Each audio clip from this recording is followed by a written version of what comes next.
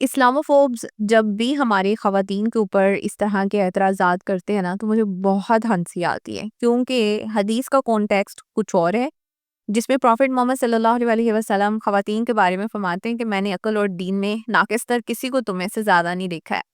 یہ بات شفقت والے انداز میں کہی گئی، جبکہ اسلاموفوبس سمجھتے ہیں کہ یہ تحقیر یا توہین کا انداز ہے، جبکہ اس کی ریزن بیان کی جا رہی ہے کہ عورت کی عقل کی کمی کا ہرگز یہ مطلب نہیں ہوتا کہ وہ ذہین نہیں ہے، صلاحیت میں کم ہے، بلکہ فیصلہ سازی میں خواتین جو ہیں وہ جذباتی اثر کی طرف اشارہ ہے کہ وہ بہت جذباتی فیصلے لیتی ہے۔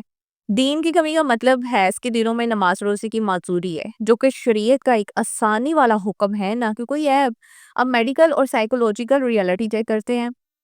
اب ماڈرن سائنس یہ چیز مانتی کہ خواتین جو ہے ایموشنل انٹیلیجنس EQ مردوں سے زیادہ ان کا ہوتا ہے، مگر ان کا فیصلہ سم ٹائم جذباتی پہلوؤں سے متاثر ہو سکتا ہے۔ مرد و عورت کے اللہ سبحانہ تعالیٰ نے دماغ کے برین سٹرکچر میں فرق رکھا ہے۔ عورتوں کا کارپس کلوسم جو ہے، جو دماغ کے دونوں حصوں کو جوڑتا ہے، سگنلز ایک دوسرے کو پرووائڈ کرتا ہے، مردوں کے مقابلے میں زیادہ بڑا ہوتا ہے، جو انہیں ملٹی ٹاسکنگ میں بہترین بناتا ہے۔ لیکن کبھی کبھار جب خواتین فیصلہ سازی میں زیادہ سوچ اور جذباتی پہلو شامل کر دیتی ہیں، سو اس طرح سے یہ ایک کمی ہے۔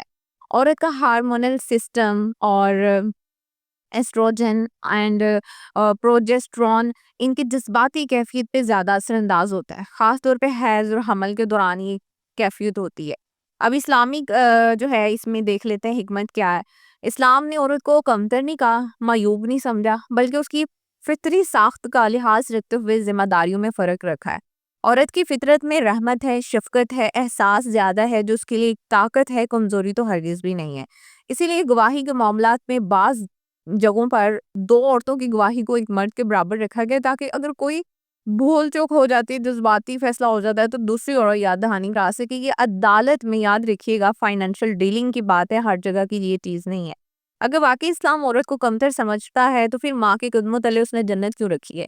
اگر عورت ناقص ہے، کمتر ہے، تو پھر تاریخ نے حضرت خدیجہ، حضرت عائشہ، حضرت فاطمہ، حضرت مریم اور حضرت آسیہ رضی اللہ عنہما جیسے عظیم ہستیوں کو کیوں یاد رکھا ہے، جن سے علم، حکمت اور قربانی کی روشن مثالیں ملی ہیں؟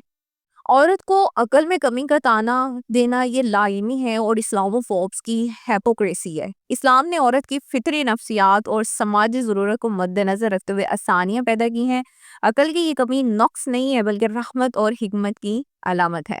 اسلام نے عورت کو کمتر نہیں بنایا، بلکہ اس کی فطرت کے مطابق شریعت آسان کی ہے۔ عقل کی کمی ایموشنل ساخت کی نشاندہی، نہ کہ قابلیت کی کمی ہے۔ ماں کے قدموں تلے جنت ہو اور پھر کہو کہ عورت ناقص ہے، یہ جاہلیت ہے، اسلام تو ہرگز نہیں ہے۔ یاد رکھنا، اسلام نے عورت کو عزت دی ہے، رول ماڈل بنایا ہے اور حقوق دیے ہیں۔ Thank you so very much. انشاءاللہ تعالیٰ امید ہے آپ کے کانسیپٹ کلیئر ہو چکے ہوں گے۔ السلام علیکم۔